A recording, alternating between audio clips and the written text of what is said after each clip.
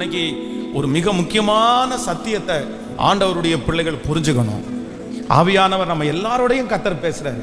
என்ன அப்படின்னு சொன்னா, நம்முடைய வாழ்க்கையில இந்த இடைவெளி என்கிற இந்த ஒன்றை இன்றைக்கு இந்த உபவாச ஜபத்துல நீங்க உங்க ஒவ்வொருத்தரிடத்துலையும் கர்த்தர் ஒவ்வொரு விதமாய் பேசுவார். பாருங்க, ஒரு பிசினஸ் இருக்குன்னு வச்சுங்களேன், ஒரு தொழில் இருக்குன்னு வச்சுங்களேன், அந்த தொழிலுக்கும் அந்த மனுஷனுக்கும் ஒரு என்ன இருக்கும்னா ஒரு கனெக்ஷன் இருக்கும், ஒரு தொடர்பு இருக்கும். எப்போ ஒரு மனுஷன் தன்னுடைய வேலைக்கும் தன்னுடைய தொழிலுக்கும் ஒரு கேப்பை கொண்டு வராரோ, உண்மையிலே பார்த்தீங்க அப்படின்னா அது அப்போ விளைவாய் தெரியாது, அப்போ ஒன்றும் பெருசாக தெரியாது. ஆனால் இந்த கேப்பு பார்த்தீங்க அப்படின்னு சொன்னால் அவ்வளோ பெரிய பிரச்சனையை கொண்டு வரும் பாருங்களேன். அவருடைய வாழ்க்கையில் கொஞ்சம் கொஞ்சம் கொஞ்சம் கொஞ்சமாக இழந்துருவாங்க. அதனால சிலர் பிஸ்னஸில் நஷ்டமாகிறதுக்கு காரணம் என்ன தெரியுமா? சிலர் இன்னைக்கு தங்களுடைய ஆசீர்வாதம் இடையில பறி போகிறதுக்கு காரணம் என்ன தெரியுமா? வேற ஒண்ணுமே இல்லை. எப்ப அந்த இடத்துல ஒரு கேப்பை விட்டாங்களோ, எப்ப அந்த இடத்துல இல்லாம சொந்தக்காரங்க வீட்டுக்கு போனாங்களோ, எப்ப கல்யாணத்துக்கு போனாங்களோ, எப்ப 4 நாள் லீவ்ல போனாங்களோ, அப்பதான் என்ன நடக்கும் அப்படின்னு சொன்னா இந்த மாதிரி சம்பவங்கள் எல்லாம் நடக்கும். இந்த பிரச்சனைகள் எல்லாம் அப்பதான் நடக்கும். அப்போ ஒரு விஷயத்தை விட்டுட்டு போறது, ஹலோ கவனிங்க, ஒரு விஷயத்தை விட்டுட்டு போறது, ஒரு விஷயத்துல அவைலபிளா இல்லாதது அப்படின்றது சாதாரணம்னு நினைக்காதீங்க. உங்களுக்கு கொடுத்திருக்கிற ஸ்தானத்துல, உங்களுக்கு கொடுத்திருக்கிற இடத்துல கண்டிப்பா நீங்க என்னதான் ஆகணும்னா நீங்க நின்றுதான் ஆகணும். நீங்க நின்றுதான் ஆகணும். அந்த இடத்துல ரீப்ளேஸ்மெண்ட் என்கிற ஒன்றை நீங்க இருக்கிற இடத்துல இன்னொருத்தர் வச்சா அது திருப்தி ஆகணும். ஒரு சில இடம் இருக்குது, நீங்க அந்த இடத்துல இல்லாட்டி கூட பரவாயில்ல, அந்த காரியம் ரொம்ப அழகா நடக்கும், அப்படி அது ஒரு இடம் இருக்குது. அந்த அந்த அந்த இடத்த சொல்ல வரல. ஆனா சில இடத்துல நீங்க மட்டும்தான் என்ன பண்ண முடியும்? பக்கத்துல கையை பிடிச்சு சொல்லுங்க. சில இடங்களில் நீங்க மட்டும்தான் நிக்க முடியும். சில இடங்களில் நீங்க ஒருத்தர் மட்டும்தான் அந்த இடத்த ஃபில் பண்ண முடியும். சத்தமா சொல்லுங்க, அந்த இடத்த வேற யாருக்கும் ஷேர் பண்ண முடியாது. நல்லா கையை கொடுத்து சொல்லுங்க. உங்க வாழ்க்கையிலேயே இன்னொருத்தருக்கு ஷேரிங் பண்ணக்கூடாத, ஷேரிங் பண்ண முடியாத ஒரு இடம்னு ஒன்று இருக்குன்னு சொல்லுங்க. அந்த இடத்த நீங்க ஷேர் பண்ணுனீங்கன்னா நீங்க அதனால பெரிய பெரிய விளைவுகளை நீங்க சந்திப்பீங்க. நான் சொல்றது உங்களுக்கு புரியுதுல்ல? சில இடத்துல உங்களுக்கு ரீப்ளேஸ்மெண்ட், ஹலோ என்ன வாயை திறக்க மாட்டேங்கிறீங்க? ரீப்ளேஸ்மெண்ட் இல்லை, உங்களுக்கு ரீப்ளேஸ்மெண்ட் இல்லை. அந்த இடத்துல யார் தான்? நம்ம தான் அந்த இடத்துல இருக்கணும். அந்த இடத்துல நம்ம இல்லை அப்படின்னு சொன்னா அதன் நிமித்தமாய் வருகிற விளைவுகளை நம்ம என்ன பண்ணி தான் ஆகணும்? சந்திச்சுதான் ஆகணும். இப்ப நான் இந்த பலிபீடத்தில் நிக்கிறேன் பாருங்களேன். இந்த பலிபீடத்தில் கூட என்ன இருக்குன்னா ரீப்ளேஸ்மெண்ட் இருக்குது. நான் கூப்பிடாட்டி கல்கள் கூப்பிடும். பென்ஸ் பாஸ்டர் இந்த இடத்துல பிரசங்கம் பண்ணல அப்படின்னு சொன்னா இன்னொரு பாஸ்டர் கேட்கல பிரசங்கம் பண்ணுவார். இந்த ஊழியம் என்ன பண்ணாது? தடைபடாது. இந்த ஊழியம் நிற்காது. இது கர்த்தருடைய ஊழியம் நடந்துட்டே இருக்கும். ஆனா என்னுடைய மனைவிக்கு யார் தான் கணவன்? ஹலோ கேட்கல? அவங்கள பார்த்து நான் 11 வருஷம் நான் நடத்திட்டேன், கொஞ்சம் விலகி இருக்கலாம்னு நினைக்கிறேன் அப்படின்னு சொல்லிட முடியுமா? சொல்லுங்க. இல்லைங்க. அந்த இடத்த நான் விட்டு கொடுக்கவே, அந்த இடத்துக்கு ரீப்ளேஸ்மெண்ட் இல்லை. அந்த இடத்துல நான் தான் இருக்கணும். எங்க பிள்ளைகளுக்கு 2 பேருக்கு நான் தகப்பன். என்னன்னா என்னுடைய பிள்ளைகளுக்கு எத்தனையோ ஃப்ரெண்ட்ஸ் கிடைக்கலாம், எத்தனையோ சித்தப்பா கிடைக்கலாம், எத்தனையோ மாமா கிடைக்கலாம், எத்தனையோ மாமாங்க, சித்தப்பாங்க, அத்தைங்க, இந்த மாதிரி நிறைய சொந்தங்கள் கிடைக்கலாம். எத்தனையோ பேரை என்னுடைய பிள்ளைகள் அப்பா ஸ்தானத்தில் வைக்கலாம். அப்பா ஸ்தானத்தில் வச்சு அப்பா அப்படின்ற மாதிரி கூட கூப்பிடலாம். ஆனா உண்மையா எங்க பிள்ளைகளுக்கு அப்பான்ற ஒருத்தர் யார் தான் இருக்க முடியும்னா அந்த இடத்த ரீப்ளேஸ்மெண்ட், சத்தமா சொல்லுங்க, பண்ண முடியாது. அப்ப நான் தான் அந்த இடத்துல இருக்கணும். அதனால நீங்க ரொம்ப நல்லா புரிஞ்சுக்கணும். இன்னைக்கு இந்த ஃபாஸ்டிங் பிரேயர்ல உள்ள அந்த செய்தி ரொம்ப முக்கியமான செய்தி. சில இடங்களிலே ஆண்டவர் உங்களுக்கு வாக்கு கொடுக்கிறார். அந்த இடத்துல உங்களை தவிர வேற யாரும், அந்த இடத்துல உங்களை தவிர வேற யாரும் இருக்கக்கூடாது. நீங்க இருக்கிற அளவுக்கு நீங்க விடக்கூடாது. அந்த ரேஞ்சுக்கு நீங்க போகாதபடி காத்து கொள்ளுகிறது உங்கள் மேல் விழுந்த கடமை. ஹல்லேலூயா, ஆமென். கைகளை அசைத்து ஒரு ஹல்லேலூயா சொல்லலாம். தாவீதை குறித்து வேதம் சொல்கிறது, தாவீதனுடைய பிள்ளைகளில் வந்து 3 பிள்ளைகளை நமக்கு எல்லாருக்குமே ரொம்ப ஈஸியாக தெரியும். யாரை தெரியுமா? ஒன்று சாலமோன். சாலமோனை எல்லாருக்கும் தெரியும். நம்பர் 2 இன்னொன்று அப்சலோம்.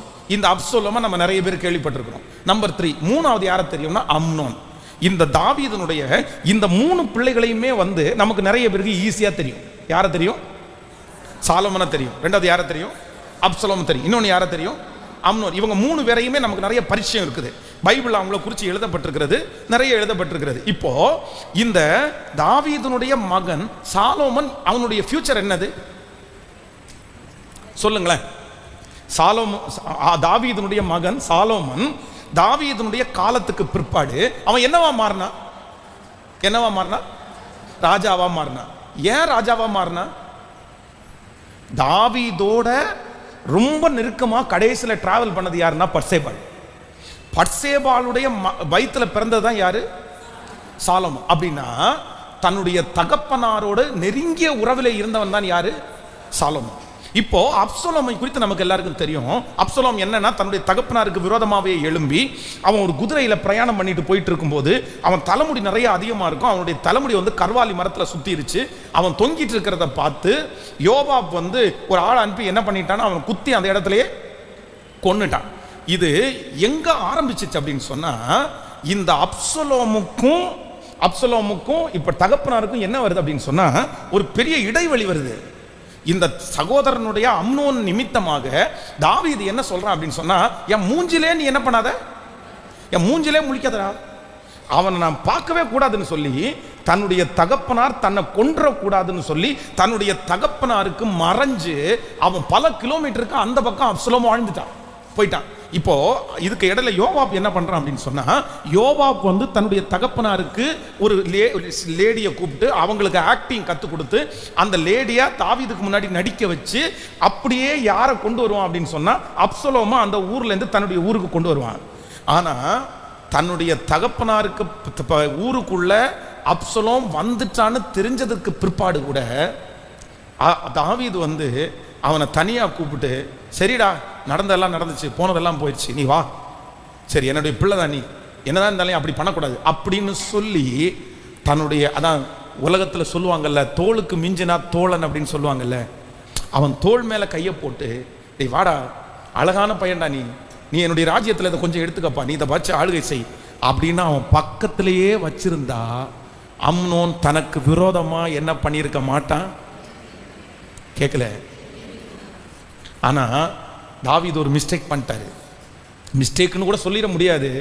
என்னன்னா தன்னுடைய மகன் மேல இருக்கிற அந்த கோபத்துல, இன்னொரு பையனை நீ கொன்னுட்டியா அப்படின்ற அந்த கோபத்துல வந்து, நீ வந்தது வரட்டும், நீ இருக்கிறது இருக்கட்டும், ஆனா உன்னை வந்து பழைய நிலைமையில மகனா என்னால என்ன பண்ண முடியாது, நான் பார்க்க முடியாது, ஏற்றுக்கொள்ள முடியாது, நான் உன்னை பக்கத்துல எல்லாம் வச்சுக்க முடியாது. சரி வந்தியா, என்னால உனக்கு இனி எந்த ஆபத்தும் சொல்லுங்களேன்.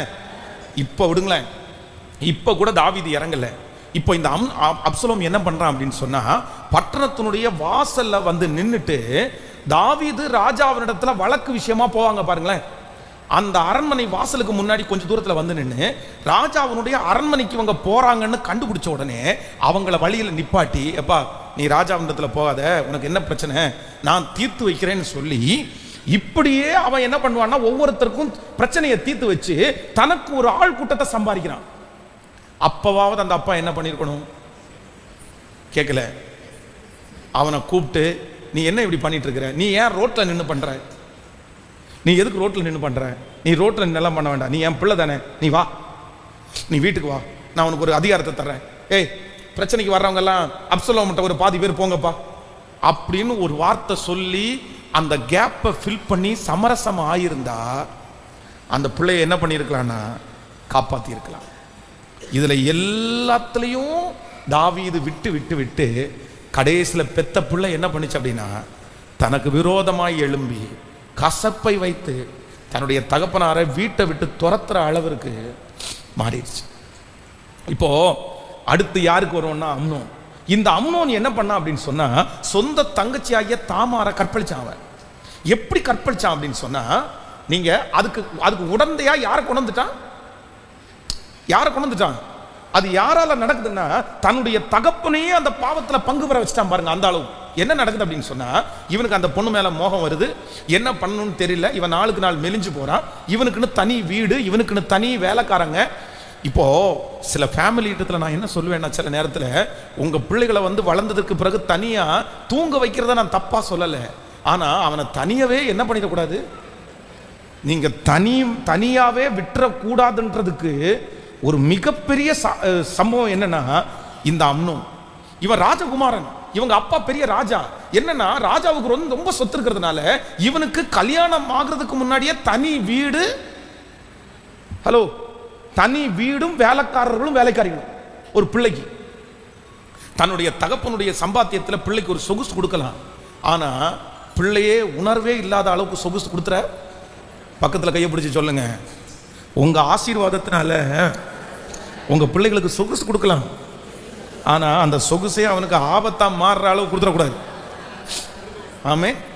இப்போ என்ன அவனுடைய அந்த அம்னோனுடைய ஃப்ரெண்டு என்ன சொல்றான் அப்படின்னு சொன்னா, நீ ஏன்ப்பா நாளுக்கு நாள் மெலிஞ்சு போற, ஏன் இப்படி ஆகுற? உடனே தன்னுடைய இருதயத்தில் இருக்கிறதெல்லாம் ஷேர் பண்ண உடனே அவன் என்ன சொல்றான் அப்படின்னா, நீ வியாதிக்காரனை போல.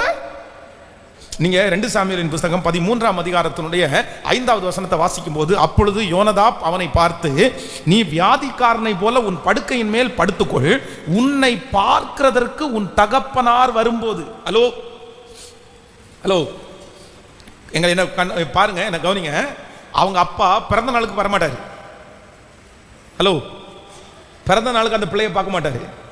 வாரத்திற்கு ஒரு நாள் ஞாயிற்றுக்கிழமை ஆராதனைக்கு வரும்போது அவங்க அப்பா பார்க்க மாட்டாரு. அவங்க அப்பா எப்பவுமே அந்த பிள்ளைய பார்த்ததில்லை. அந்த பிள்ளைய எப்ப பார்க்கிறார் அப்படின்னு சொன்னா, டேய் உங்க அப்பா உன்னை பார்க்கணும்னா ஒரே ஒரு ஐடியா மட்டும்தான் இருக்குது. என்ன தெரியுமா? நீ வியாதிக்காரனை போல, உன் பிள்ளை 3வது பிள்ளை எழும்பவே முடியாம படுத்த படுக்கை ஆயிட்டான் அப்படின்ற செய்தி வரும்போது தான் யார் வர்றா? ஏன்னா தாவீது சோ பிஸி. இன்னைக்கு நிறைய அப்பாங்க இருக்காங்க, என்னன்னா இந்த அப்பா எங்கேயுமே போக மாட்டாரு, இந்த அப்பா பிள்ளைய பார்க்கவும் மாட்டாரு.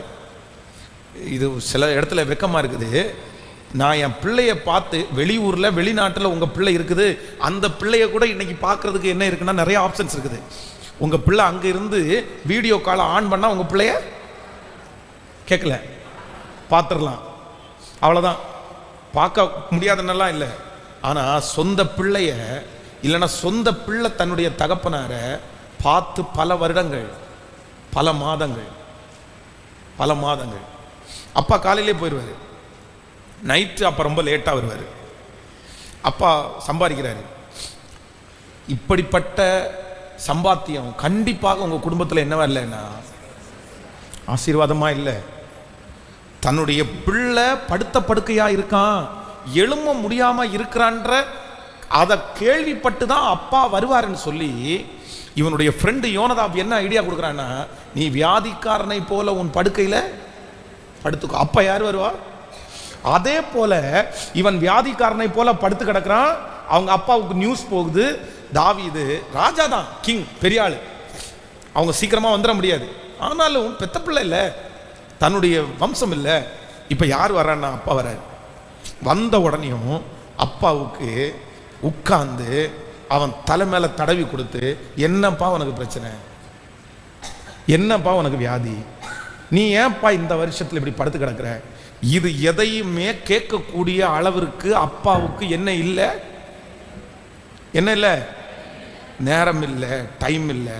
இந்த அப்பா வந்து படுத்து கிடக்கிற பையனை பார்த்து என்னடா உனக்கு பிரச்சனைன்னு கேட்கும்போது அவன் பையன் என்ன சொல்றான் அப்படின்னு சொன்னா, ஒன்றும் இல்லப்பா, எனக்கு கொஞ்சம் உடம்பு நல்லா இல்லை, என்னுடைய சகோதரியாய தாமார் எனக்கு சமைச்சு கொடுத்தா, ஹலோ, சமைச்சு கொடுத்தா, நான் அவசரமே இல்லாத தகப்பனா இருந்தால், ஹலோ, அந்த பிள்ளை மேல கரிசனை உள்ள தகப்பனா இருந்தா, அந்த பிள்ளை என்ன கேக்குதுன்றத காது கொடுத்து கேட்கிற தகப்பனா இருந்தா, தகப்பன் என்ன பண்ணிருப்பாருன்னா அந்த இடத்துல உட்கார்ந்து முதல் கேள்வி என்ன கேள்வி கேட்டிருப்பாருன்னா, ஏன் உங்க அம்மா சமைச்சு கொடுத்தா ஆகாதா? ஹலோ ஹலோ, நல்ல தகப்பனாய் ஒரு அவைலபிளான தகப்பனா இருந்தா 2வது வார்த்தை என்ன கேட்டிருப்பாருன்னா, சரிப்பா தாமார வர சொல்லுங்க, 2 பணியாரத்தை சுட்டுட்டு வர சொல்லுங்கப்பா. யார் ஊட்டுற? கேட்கல. நான் ஊட்டி விடுறேன்ப்பா. முதல் பணியாரத்தை நான் உனக்கு சாப்பிட வச்சுட்டு போறேன்ப்பா. ஆனா இந்த தகப்பனாருக்கு தன்னுடைய பிள்ளை மேல என்ன இல்லை சொல்லுங்க? எந்த அக்கறையுமே இல்லை. நீங்களா இருந்தா அப்படி பண்ணுவீங்களா? நம்மளா இருந்தா அப்படி பண்ண முடியுமா? நம்முடைய பிள்ளை, ஒரு வாலிப பிள்ளை, வாலிப வயசு உள்ள ஒரு பையன் படுத்த படுக்கையா கிடக்குறான், உடம்பு நல்லா இல்லைன்றான். உன் உடம்பு நல்லா இல்லது என்னடா பிரச்சனை, எப்ப சரியாகும்னு கேட்டா எனக்கு பணியாரம் தின்னா சரியா போயிடும் அப்படின்னு சொன்னா, அதை கேட்டுட்டு பணியாரத்தை சுட்டு கொடுங்கடான்னு சொல்லிட்டு வெளியே போற அளவுக்கு நம்ம முட்டாள் தகப்பனா? யாரால அதை பண்ண முடியும்னா, எவ்வளவு பிரில்லியன்ட் தாவீது, எவ்வளவு ஞானம் உள்ளவன் தாவீது. ஏன் தாவீதுக்கு கெஸ் பண்ண தெரியாது? தாவீதுக்கு யோசிக்க தெரியாது. காரணம் என்ன அப்படின்னு சொன்னா, அவனுக்கு வேற வேலைகள், வேற பொறுப்புகள் அவன் தலை மேல நிறைய அழுத்துறதுனால பிள்ளை என்ன சொல்லுதுன்னு காது கொடுத்து கூட அவனுக்கு என்ன பண்ண முடியல. என்னமோ கேட்டா, நானும் ஓகே சொன்னேன், அவ்வளவுதான். அந்த கவனம் எங்க இல்ல? தன்னுடைய பிள்ளை மேல கவனம் இல்ல. தன்னுடைய பிள்ளை என்ன சொல்ல, அப்பதான் அவருக்கு பிசினஸ் அவருக்கு யோசிப்பாரு. அப்பதான் கடன் எப்படி கட்டலாம்னு யோசிப்பாரு உலகத்தில் உள்ள தகப்பன். அப்பதான் இதை வந்துட்டோமே. இன்னைக்கு அம்மாவும் அப்பாவும் ஒன்னு நினைச்சுக்கங்க, இது நம்முடைய எல்லாருக்கும் ஒரு பெரிய பாடம். எல்லாருக்கும் ஒரு பெரிய பாடம். ஏன் அப்படின்னா, தாவீது தன்னுடைய பிள்ளைகளை இழந்ததற்கு காரணம் என்ன அப்படின்னு சொன்னா, அவனுக்கும் பிள்ளைகளுக்கும் உள்ள இடைவெளி தான். நமக்கு நிறைய பேருக்கு இன்னைக்கு 10 ரூபா பிள்ளை கேட்டாச்சு அப்படின்னு சொன்னா, அந்த 10 ரூபா கொடுக்கும்போது கேட்ட உடனே அவங்க அம்மா என்ன சொல்லுவாங்க தெரியுமா? சட்டப்பாக்கில் இருக்கு, எடுத்துட்டு போ, அது பெட்டிக்குள்ள இருக்குது, எடுத்துட்டு போ. ஆனா உண்மையான அப்பா என்ன பண்ணுவார் அப்படின்னா, அம்மா என்ன பண்ணுவாருன்னா, 10 ரூபா கேட்டா எதுக்குப்பான்னு கேட்பாரு. ஹலோ ஹலோ, எல்லாருக்கும் பாசம் தான் பிரதர், எல்லாருக்கும் பாசம் தான் சிஸ்டர். ஃபர்ஸ்ட் அப்பா கேட்பாரு, எதுக்குப்பா அந்த 10 ரூபா? உடனே அவன் வந்து ஜெராக்ஸ் எடுக்கணும்னு கேட்டான்னு வச்சுங்களேன், எத்தனை ஜெராக்ஸ் எடுக்கணும், எத்தனை, என்ன டேடி இப்படி கேள்வி மேல கேள்வி கேட்டு இருக்கிறீங்க 10 ரூபாவுக்கு? ஆமாப்பா, 10 ரூபாவுக்கு இந்த உச்சி வெயில போய் நில்லு, அப்பதான் தெரியும். அந்த 10 ரூபா போகும்போது அப்பா ரோட்ல போனாரு, ஒரு பிரதர் கூப்பிட்டு, இதா 10 ரூபா வச்சுக்கணும்னு கொடுக்கல, உங்க அப்பா அதுக்கு என்ன பண்ணாரு சொல்லுங்க? அந்த 10 ரூபா பாக்கெட்டுக்குள்ள வைக்கிறதுக்கு உங்க அப்பா வெயில நின்னாரு. உங்க அப்பா நாயா பேயா அலைஞ்சாரு. உங்க அப்பா சாணி சுமந்தாரு. உங்க அப்பா அவ்வளவு கஷ்டப்பட்டாருப்பா. அதனால அந்த அப்பாவுக்கு தெரியுது. இப்போ 10 ரூபாவை எடுத்துட்டு போன உடனே எத்தனை ஜெராக்ஸ் அப்படின்னு கேட்ட உடனே 2 ஜெராக்ஸ் எடுக்கணும். உடனே நல்ல தகப்பனா இருப்பா, அடுத்த வார்த்தை என்ன கேட்பாருன்னா, பிளாக் அண்ட் ஒயிட் ஜெராக்ஸா கலர் ஜெராக்ஸா? ஏன் அப்படின்னா, பிளாக் அண்ட் ஒயிட் ஜெராக்ஸா இருந்தா எத்தனை ரூபாய்க்குள்ள முடிஞ்சிரும்? 2 ரூபாயில முடிஞ்சிடும். ஆனா கலர் ஜெராக்ஸ்னா எவ்வளவு ஆகும் அப்படின்னா 5 ரூபாய் இல்லைன்னா 10 ரூபாய் ஆயிரும். அப்போ இந்த அப்பா என்ன பண்ணுவாருன்னா, கெஸ் பண்ணிடுவாரு. இப்போ பிளாக் அண்ட் ஒயிட் ஜெராக்ஸ் தான் எடுக்க போறேன்னு சொன்னா, சரிப்பா 2 ரூபாய் ஜெராக்ஸ் சரியாகும், 1 ரூபா வேணா ஒரு சாக்லேட் வாங்கிக்கோ, மிச்சம் 7 ரூபாய் என்ன பண்ணிரு கொண்டு வந்துருன்னு சொல்றதோட விடாம, அவன் ஜெராக்ஸ் எடுத்துட்டு வரும்போது மிச்சம் கொண்டு வந்தியாப்பா? ஹலோ. ஆனா நம்ம வீட்டில் இருக்கிற தகப்பன் எல்லாம் பெரிய ஐஸ்வர்யம் உள்ள தகப்பன். இவர் பெரிய பிசினஸ் மேன். இவர் 10 ரூபாவுக்கெல்லாம் என்ன கேட்க மாட்டாரு? ஹலோ, கணக்கு கேட்க மாட்டாரு, என்னன்னு விசாரிக்க மாட்டாரு, என்ன பிரச்சனைன்னு கேட்க மாட்டாரு. ஆண்டவருடைய பிள்ளைகளை ஒன்று நினைத்துக் கொள்ளுங்கள், சில காரியத்தை கவனிக்க வேண்டிய காரியங்கள் உங்கள் வாழ்க்கையிலே பேசப்படும் போது நீங்க கவனிச்சு காது கொடுத்து கேட்கல அப்படின்னு சொன்னா, கண்டிப்பாக பின்விளைவு என்னவா இருக்கும்னா, எடுத்துட்டு போ, சரி போ. அந்த மாதிரி நம்முடைய வாழ்க்கையில் என்ன பண்ணக்கூடாதுன்னா, இந்த தாவீது தன்னுடைய வாழ்க்கையில 2 பிள்ளைகளை இழந்ததற்கு நான் என்ன சொல்லுவேன் அப்படின்னு சொன்னா, தன்னுடைய பிள்ளைகளுக்கும் அவனுக்கும் இருக்கிற அந்த இடைவெளியை சரி செய்யாததுனால 2 பிள்ளைகளை அநியாயமா தாவீது என்ன பண்ணாருன்னா இழந்துட்டாரு. நீங்க இதை விட்டுருங்க. மோசையை குறித்து வேதம் சொல்லுது, மோசைக்கு பிள்ளைங்க இருந்தாங்களா இல்லையா? நிறைய பேர் யோசிக்கிறாங்க, நிறைய பேருக்கு பிள்ளை இருக்கா அவனுக்கா, மோசைக்கா? அவனை சன்னியாசி மாதிரி தானே நம்ம பார்த்தோம். மோசைக்கு பிள்ளைங்க பக்கத்தில் நின்ன மாதிரி தெரியும். உங்களுக்கு அந்த கன்ஃபியூஸ் வந்துச்சா இல்லையா? ஹலோ. நிறைய பேருக்கு மோசைக்கு பிள்ளைங்க இருக்கா இல்லையானே தெரியல. இருந்துச்சு. அவனுக்கு எத்தனை பிள்ளைங்க? 2 பிள்ளைங்க இருந்துச்சு, 2 பசங்க இருந்தாங்க. ஆனா இந்த 2 பசங்க இருந்தாங்களா இல்லையான்றதே நமக்கு இன்னைக்கு. ஆனா யாருடைய பிள்ளைங்க? ஹலோ, யாரு? 20 லட்சம் ஜனங்களை நடத்தின ஒரு பெரிய ஹீரோ. அவனுடைய பிள்ளைகள் இருக்கிறாங்களா இல்லையானே தெரியல. ஏன் சட்டப்படி ஆண்டவர் சில ஆசீர்வாதத்தை கொடுத்தாருன்னா, நான் ஓ மேலும் ஓ சன்னதி மேலும். அவருடைய காலம் முடிஞ்சதுக்கு பிறகு ஒருவேளை அந்த 20 லட்சம் ஜனங்களை நடத்துறதுக்கு ஆண்டவர் மோசையினுடைய பிள்ளைகளில் ஒருத்தரை கண்டிப்பா என்ன பண்ணிருக்க கூடும், எடுத்திருக்கிறதுக்கு கூடும். ஆனா எடுக்கல. ஏன் எடுக்கல அப்படின்னு சொன்னா, நீங்க ஏன் எடுக்கலன்னா, தன்னுடைய வாழ்க்கையிலே மோசே செய்த பெரிய தவறு என்ன அப்படின்னா, தன்னுடைய பிள்ளைகளையும் தன்னுடைய மனைவியும் என்ன பண்ணலைன்னா கண்டுக்கவே இல்லைங்க. இப்போ மாமனார் வற்புறுத்தி என்ன சொல்றாருன்னா, நீ என் பிள்ளையையும் பேர பிள்ளைகளையும் கூட்டிட்டு போ அப்படின்றாரு. ஆண்டவர் கூப்பிடுறாருல, என் ஜனங்களை மீட்டு வைக்கிறதுக்கு நீ வா அப்படின்னு சொல்லி கூப்பிடுறாரு. உடனே மோசே ஃபேமிலியோட கிளம்பி வந்துட்டாரு. எங்க வந்துட்டாரு? எகிப்திற்கு ஃபேமிலியோட கிளம்பி வராரு. மாமனார் வீட்டுல இருந்து கிளம்பி வராரு.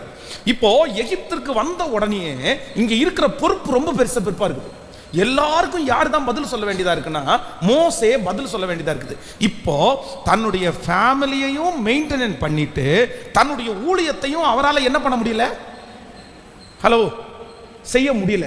ஆனா உண்மையான ஒரு ஊழியனை யார் அப்படின்னா, ஃபேமிலியை மெயின்டைன் பண்ணணும், சொந்த குடும்பத்தை நடத்த தெரியாதவன் எப்படி ஆலயத்தை நடத்த, இதை ரெண்டையும் பேலன்ஸ் பண்ணி நடத்தணும்ன்றது ஆண்டவருடைய ரூல்.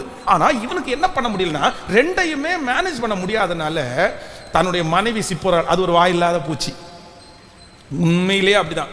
இந்த சில ஒய்ஃப் மட்டும் பார்த்தீங்கன்னா ரொம்ப பாவம், ரொம்ப ஆசீர்வதிக்கப்பட்டவங்களும் கூட தன்னுடைய கணவனாரை எப்படி நேசிப்பாங்க அப்படின்னு சொன்னா, உயிரா நேசிப்பாங்க.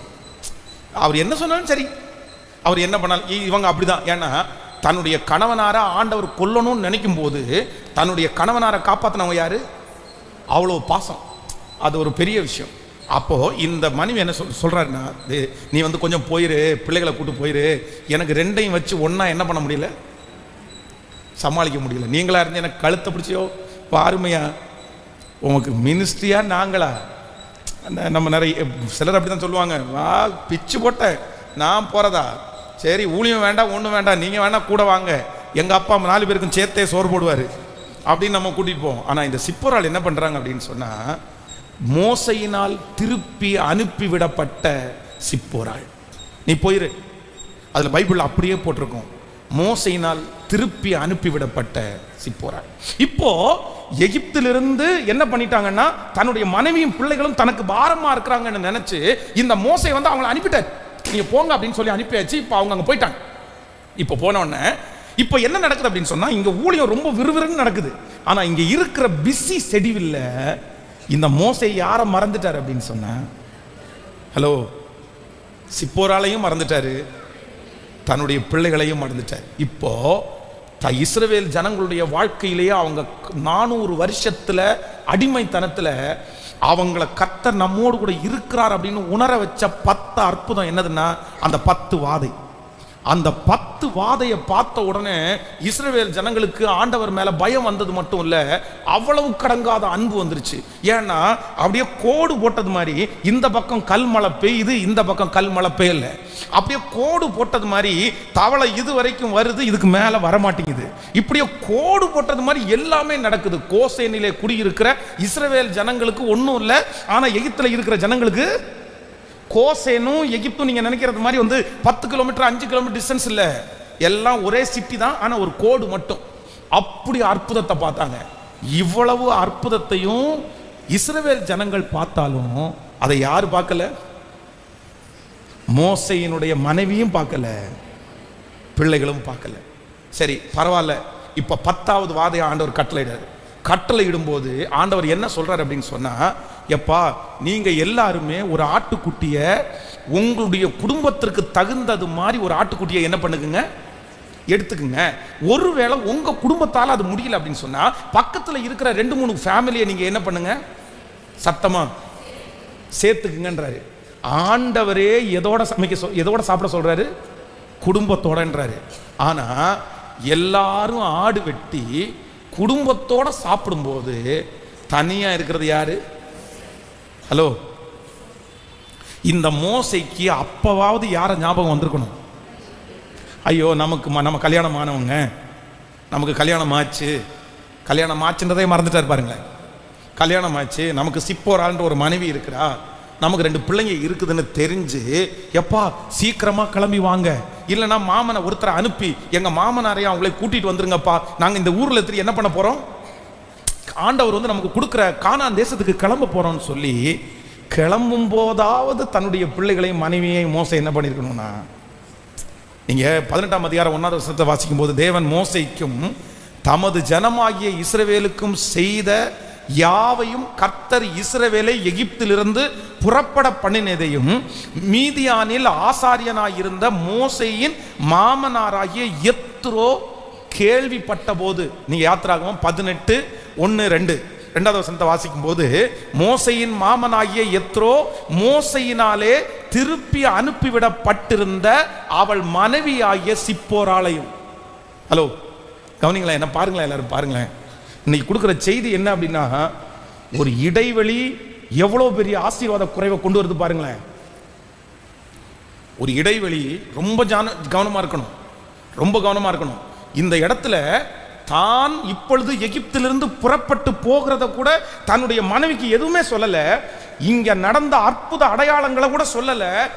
சிப்போராளிடத்திலையும் தன்னுடைய பிள்ளைகளிடத்திலையும் எந்த கான்டாக்டுமே இல்லை. யாருக்கு? மோசைக்கு எந்த கான்டாக்டுமே இல்லை. ஆனா இந்த சிப்போராளுடைய தகப்பன் எத்ரோ இருக்கிறாரு பாருங்களேன், த பியூட்டிஃபுல் வண்டர்ஃபுல் அப்படின்னு என்ன வேணாலும் சொல்லலாம், பெஸ்ட் மாமனார்.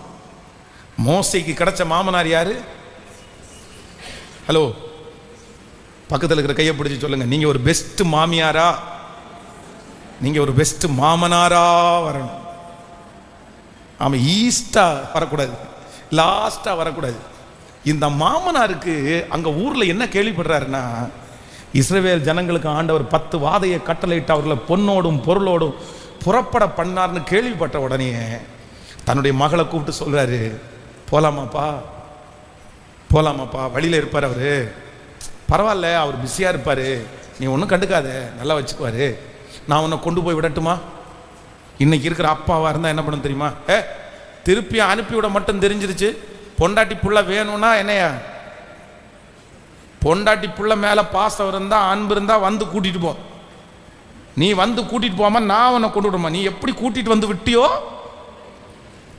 என் புள்ள எல்லாம் தனியா வரமாட்டாப்பா, என் பிள்ளையெல்லாம் கார் வச்செல்லாம் அனுப்ப மாட்டான்ப்பா, என் பிள்ளையெல்லாம் நான் கொண்டு போயெல்லாம் விட மாட்டேன், நீ வந்து உனக்கு மனைவி வேணும், உனக்கு பிள்ளைங்க வேணும்னா என்ன பண்ணிட்டு போ, கூட்டிட்டு போ.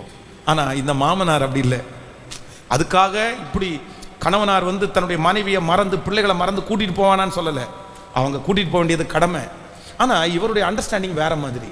சரி, மோசே நீதிமான், நல்லவன், அவன் ஆண்டவருடைய ஊழியத்தை செய்யறான்னு சொல்லி அவளுடைய 2 குமாரரையும் கூட்டி கொண்டு பிரயாணப்பட்டான்.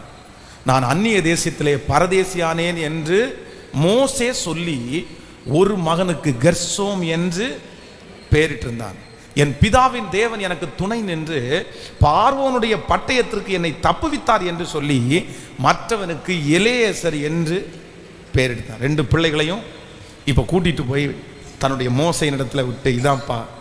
ஆனாலும் நீங்க அடுத்து வாசிங்களேன், மோசையின் மாமனாகிய எத்ரோ மோசையின் குமாரரோடும் அவனுடைய மனைவியோடும் கூட அவன் பாளையம் இறங்கி இருந்த தேவனுடைய பர்வதத்தில் வனாந்தரத்திற்கு வந்து, எத்ரோ என்னும் உம்முடைய மாமனாகிய நானும் உம்முடைய மனைவியும் அவனோடு கூட அவனுடைய 2 குமாரரும் உம்மிடத்தில் வந்திருக்கிறோம் என்று மோசைக்கு சொல்லி அனுப்பினான். அப்பொழுது மோசே தன் மாமனுக்கு எதிர்கொண்டு போய் அவனை வணங்கி முத்தம் செய்தான். ஒருவரை ஒருவர் சுகை செய்தியை விசாரித்துக் கொண்டு கூடாரத்துக்குள்ளே பிரவேசித்தார்கள்.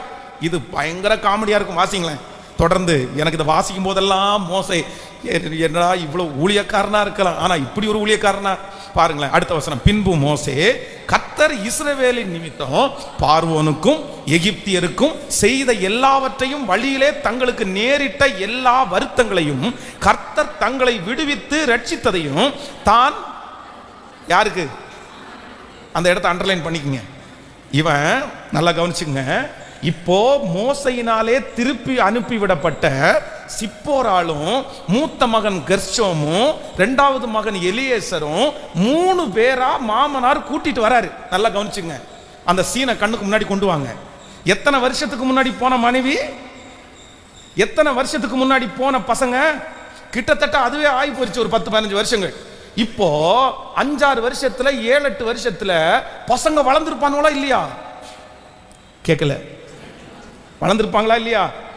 3 பேரும் வரும்போது 5 வருஷத்துக்கு பின்னாடி பார்க்குற மனைவி, 5 வருஷத்துக்கு பின்னாடி பார்க்குற பிள்ளைய நீங்க என்ன பண்ணுவீங்க? நீங்க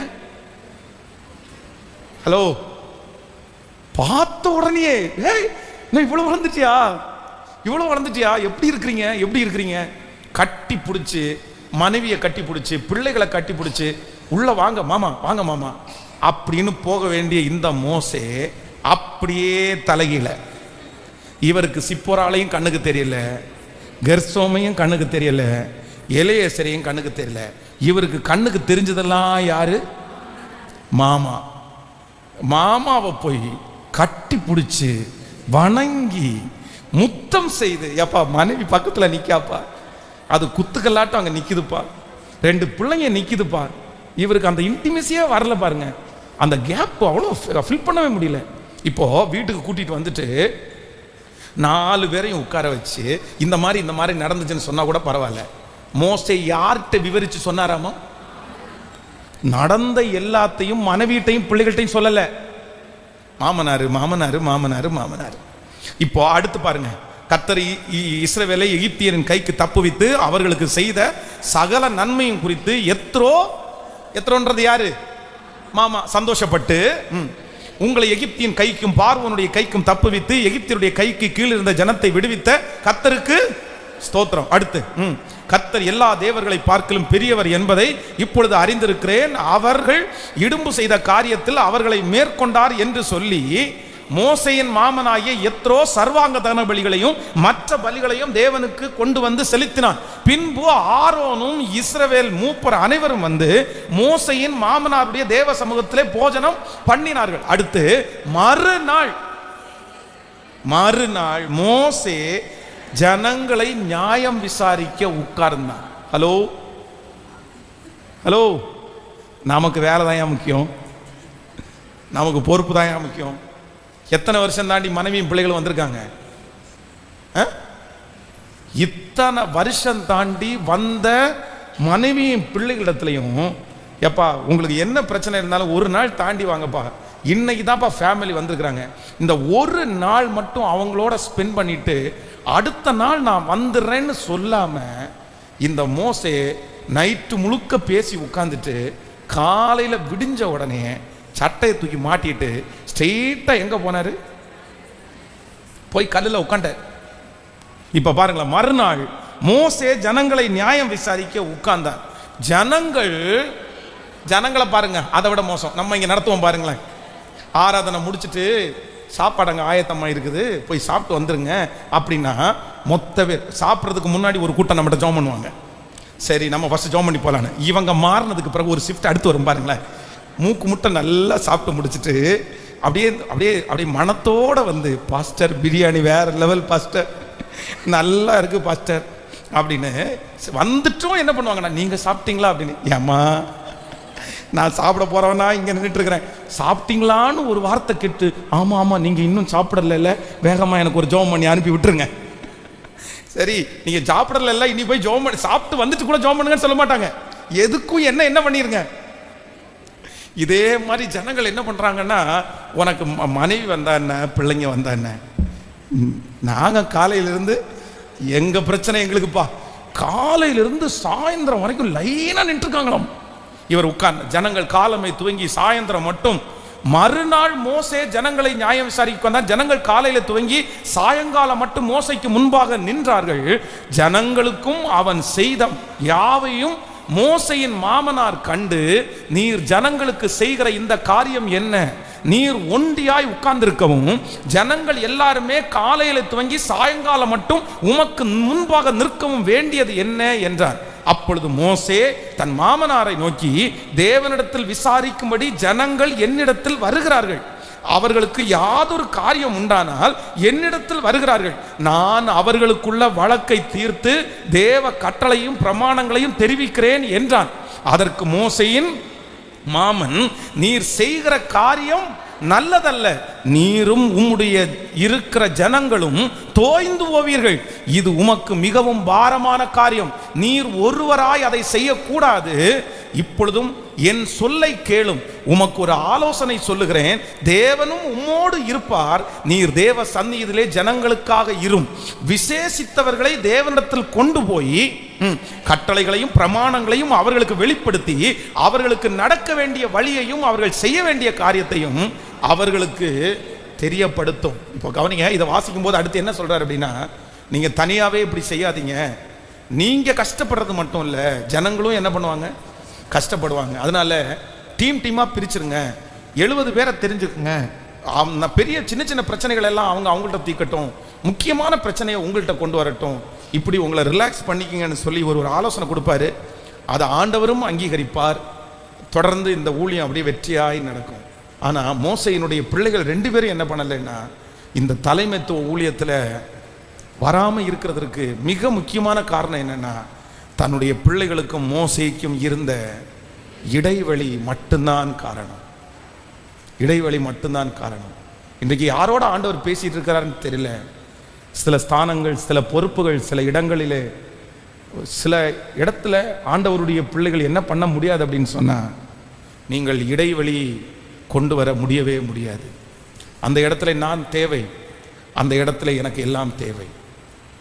அம்மா இருக்க வேண்டிய இடத்துல அம்மா கண்டிப்பா இருக்கணும், அப்பா இருக்க வேண்டிய இடத்துல கண்டிப்பா அப்பா, சத்தமா சொல்லுங்க, இருக்கணும்.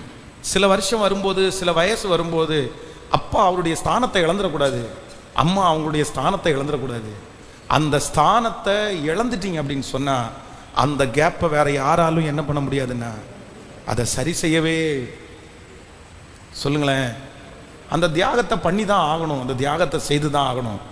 இன்றைக்கு யாரோ ஒருத்தரத்தில் ஆண்டவர் பேசிட்டே இருக்கலாம், மகளே மகனே, உன்னுடைய வாழ்க்கையிலே நான் உன்னை வைத்த ஸ்தானத்தில் எந்த ஸ்தானத்தில் நீங்கள் கேப் போட்டிருக்கிறீங்க?